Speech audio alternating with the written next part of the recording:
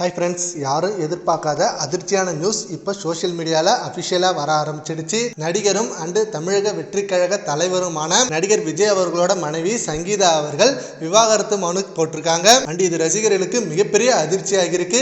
யாரும் கொஞ்சம் கூட எதிர்பார்க்காத இந்த நேரத்தில் சங்கீதா அவர்கள் எதுக்காக இப்போ செங்கல்பட்டு குடும்ப நல நீதிமன்றத்தில் விவாகரத்து கோரி மனு வச்சிருக்காங்க. அண்ட் இந்த நியூஸ் இப்போ வரைக்கும் அஃபிஷியலாக இருக்கக்கூடாது அப்படின்னு ரசிகர்கள் நினச்சிட்டு இருக்காங்க.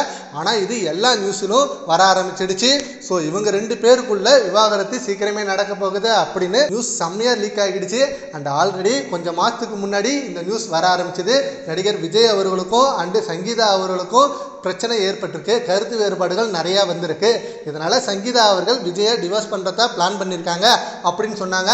ஆனா அப்போ இது ரூமர் தான். அவங்க ரெண்டு பேருக்குள்ள நல்ல பாண்டிங் இருக்கு. அதனால இப்போதைக்கு எப்பவும் சரி அவங்களுக்குள்ள டிவோர்ஸ் நடக்காது அப்படின்னு சொல்லி ரசிகர்கள் மட்டும் இல்லாம நிறைய செலிபிரிட்டியும் சொல்லிட்டு இருந்தாங்க.